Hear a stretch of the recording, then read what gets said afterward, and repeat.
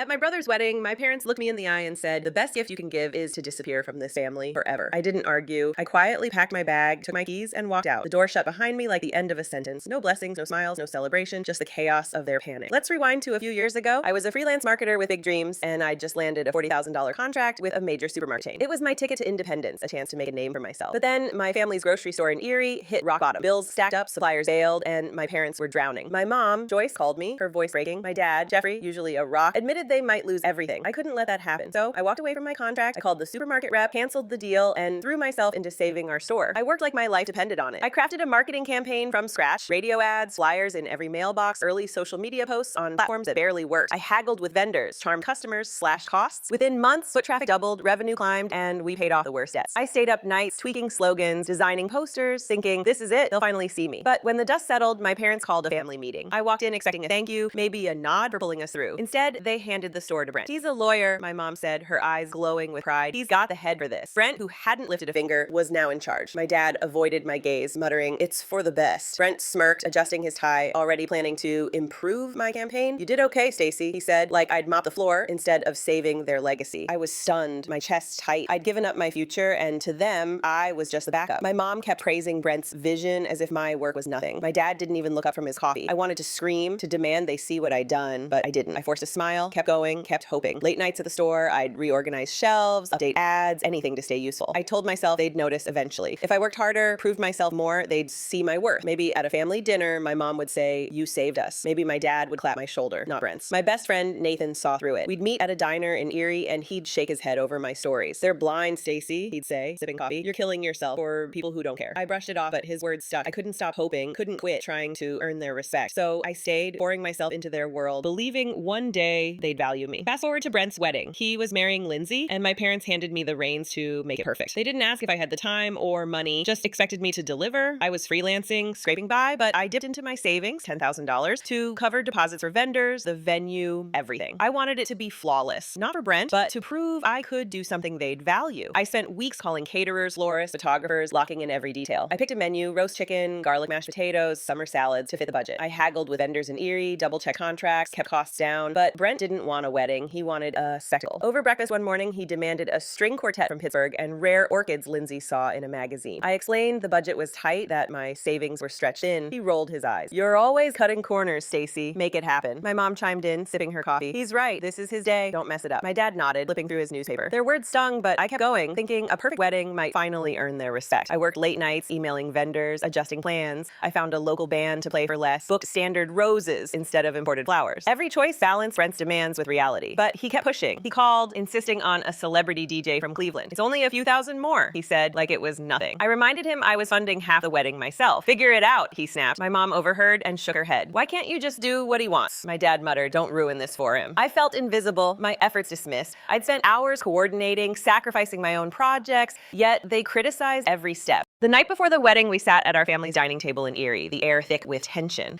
My mom had cooked her usual roast, but no one was eating. Brent leaned back, scrolling his phone, while Lindsay picked at her plate. My dad sipped his wine, barely glancing up. I'd poured $10,000 of my savings into this wedding, months of my life, but tonight felt like a storm brewing. Brent broke the silence. "Stacy, we need to upgrade the menu. Add lobster tails, vintage champagne from Napa, and hire that photographer from Pittsburgh who shot the governor's gala." I stared at him, my fork frozen. Lobster tails? Champagne at $500 a bottle? A photographer charging $3,000 a day? I'd already maxed out my savings. "Brent, I can't," I said, keeping my voice steady. "I've paid for everything. The venue, the band, the flowers. There's no money left." He scoffed, tossing his phone down. "You're always so cheap, Stacy. This is my wedding. Make it happen." My mom set her glass down hard, her eyes narrowing. "He's right. This is a once-in-a-lifetime day. Why are you being so selfish?" My dad looked up, his voice gruff. "Don't ruin this for your brother." My chest tightened, their words cutting deep. I'd given everything, my time, my money, my energy, and they saw me as the problem. I tried to explain. "I've spent $10,000 of my savings. The budget's maxed out. Lobster and a celebrity photographer aren't possible." Brent rolled his eyes, leaning toward Lindsay. "See, I told you she'd skimp on us." My mom folded her arms, her voice sharp. "You've always been like this, Stacy, never stepping up when it matters." My dad nodded. "Brent deserves better than your half-hearted effort." Half-hearted? I'd worked nights, haggled with vendors, made their dream wedding possible, but to them, it was nothing. I pushed back, my voice rising. "I've paid for half this wedding. I've done everything you asked. I can't keep pouring money I don't have into this." Brent smirked. "Then maybe you shouldn't be involved at all." My mom leaned forward, her eyes cold. "You know what, Stacy? The greatest gift for your brother's wedding is you vanishing from this family forever." The room went silent. My dad didn't flinch, just stared at his plate. Lindsay shifted, saying nothing. My heart heart pounded, their words echoing like a slap. Vanished. After all I'd done, I wanted to scream, to list every sacrifice I'd made, but their faces, my mom's glare, my dad's indifference, Brent's smug grin told me it wouldn't matter. They'd chosen him again. I stood, my chair scraping the floor. Fine, I said, my voice low but firm, if that's what you want. I grabbed my purse, my keys jangling. My mom called after me, "Don't make a scene, Stacy," but I was done listening. I walked out, the door slamming behind me, sharp and final. Outside, the cold, eerie air hit my face, but a fire burned inside. I'd given them everything, my savings, my time, my hope, and they'd thrown it back in my face. Sitting in my car, I gripped the steering wheel, my mind racing. They wanted me gone? Fine, but I wasn't fading quietly. The next morning, their words still burned. I sat on my bed, staring at my savings account app. $10,000 tied up in Brent's wedding. Caterers, florists, the band, all paid from my pocket. But after last night, I was done. I started calling vendors. "Cancel the order," I told the caterer, my voice steady. "I'm pulling the deposit." The florist was next. "No roses, no centerpieces. Refund my payment." The band had cashed my check, but I demanded a chargeback. By noon, I'd clawed back most of my $10,000, leaving the wedding stripped bare. No food, no flowers, no music. I didn't feel guilt, only resolve. They wanted me out, I'd give them a wedding they'd never forget. By afternoon, chaos erupted at the venue. Guests arrived to empty tables. No band, no bouquets. Lindsay stood in her gown, stunned as relatives whispered in confusion. Brent, red-faced, yelled at the staff, who had no answers. My mom called, her voicemail shrill. "Stacy, what have you done? You've ruined everything." My dad left a message, his tone cold. "You're a disgrace to this family." I didn't call back. Their accusations didn't faze me. I'd heard enough. That evening, Brent took to an eerie message board, painting me as the villain. "My sister sabotaged my wedding," he posted, claiming I'd deliberately tanked his big day. Neighbors I'd known for years called me selfish, unhinged. My mom chimed in, commenting, "She's always been trouble." My dad didn't post, but I knew he agreed. Their lies spread, twisting the truth to save face. I sat in my apartment, reading the posts, my stomach churning. Part of me wanted to fire back, to expose how I'd funded half their dream wedding, how they demanded more than I could give. But what was the point? They'd never admit they were wrong.